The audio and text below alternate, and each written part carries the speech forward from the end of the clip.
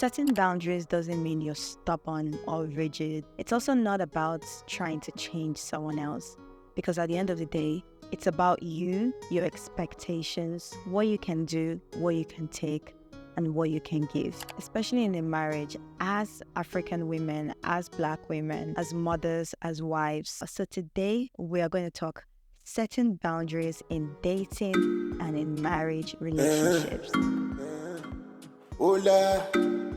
Hello and welcome back to the channel, friends. And if you're just seeing this hot chocolate for the first time, hey, this is Tinuola, and on this channel I share valuable content. I'm all about making you feel your best, look your best, live your best life. So please consider joining this thriving family by clicking on that subscribe button down below. I'm really excited for today's video because this is more of a part 2 to the previous video. I touched on setting boundaries in friendships and in family dynamics. So I want us to clarify examples of poor boundaries in romantic relationships. One is codependence. Codependence is very common in a dysfunctional home or in a dysfunctional relationship where one partner relies excessively on the other partner for approval, validation, and self-worth while neglecting their own needs. So for example, in a romantic relationship, you could have that female friend that cannot do without a spouse. She constantly needs to be around her spouse, needs a spouse approval to make any decision, to go anywhere, to have certain friends. Whatever her spouse tells her about herself is what she regurgitates as a self-worth. All of that is a sign of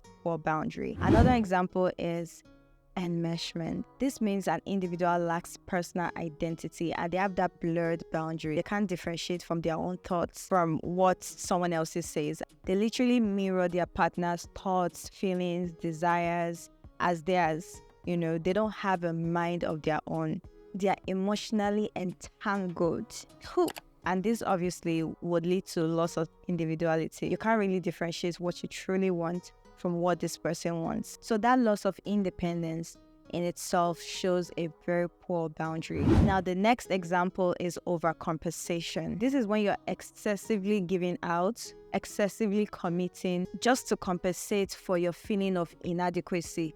So you're seeking that external validation from your partner, from people around. So you're constantly doing and giving and doing and giving just so that you feel like you're needed, you're wanted, to validate you. Another example is emotional neglect. When you constantly deprive yourself and neglect your own emotional needs, at the end of the day, you're going to feel emotionally empty and exhausted. That is a sign of poor boundary. Now that we know what poor boundaries are, what does healthy boundaries look like? If my partner does something I don't like, I'll immediately tell him, I don't like this. I cannot take this. No, this is not it. I will not accept this from you. And that's on period, right? Of course not. And please stay with me. Things are not black and white in any relationship, especially in romantic relationships. So for example, if my partner went behind my back to sign up for a course that he didn't discuss with me and the course is quite expensive,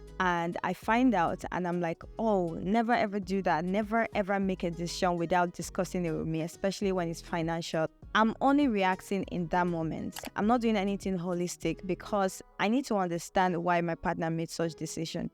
Did they make such decision because it was a good financial investment in terms of, okay, he needs this course, he needs this certification to be able to get a promotion at his workplace? You need to give your partner that audience to express themselves and openly communicate why they made certain decisions. So it's not always a blunt, oh, I can't do this, I don't want this, don't talk to me about this, period. No, communication is so important because you need to understand people's motives. When you understand why they do certain things, it will be easier for you to further express your boundary and why it's important for you guys to respect that boundary. But when it comes to you and your partner, applying rigid rules is not very effective.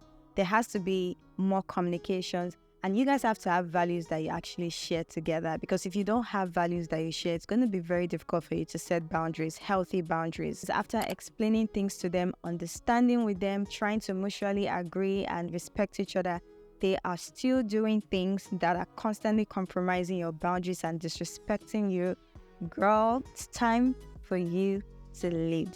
leaving such relationship is actually you showing a good boundary. Some people you can't change, some situations you try, and if they don't work out and it's still compromising your boundaries and your well-being, you have to learn to leave. That being said, let's talk about 6 ways you can cultivate healthy boundaries in your committed relationship. The first is to establish mutual respect. They usually say men love respect and women love love, but there's no love without respect. You can respect someone and not necessarily love them, but you cannot love someone without respecting them. So mutual respect is so important in a relationship. The next is to dedicate personal space and time for each other. It's not every time you guys must be together as besties, as twinnies. Give each other space. So for example, your husband just came home, is tired, is worn out. That's not the best time for you to start nagging.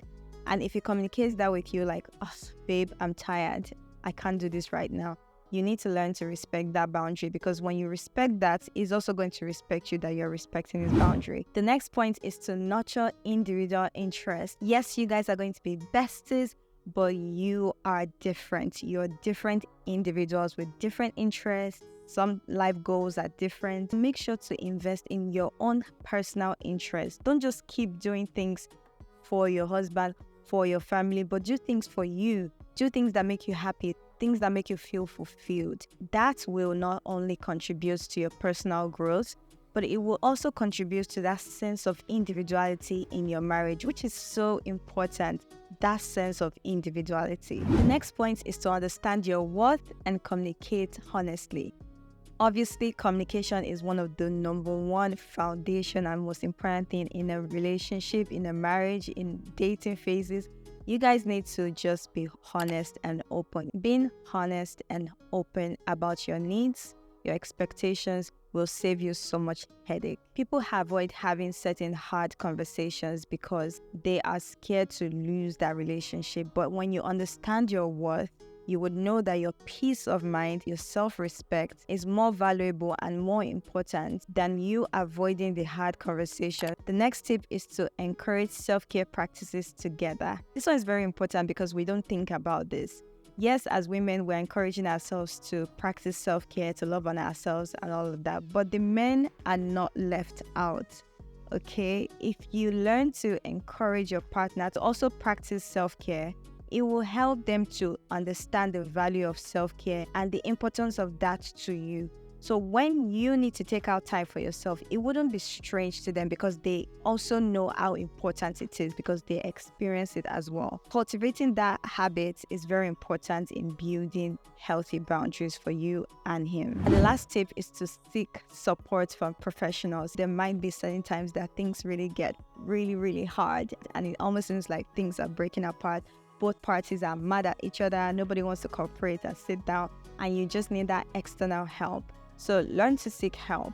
There's nothing wrong with seeking help from professionals compared to if you're pouring all your family drama and all your family secrets to friends that don't even really care about you, and they're just going to end up talking about you to other people.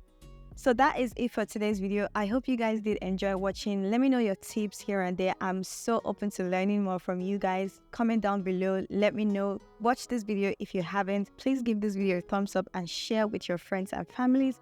I'll see you guys in the next one. Until then, keep shining. Bye guys.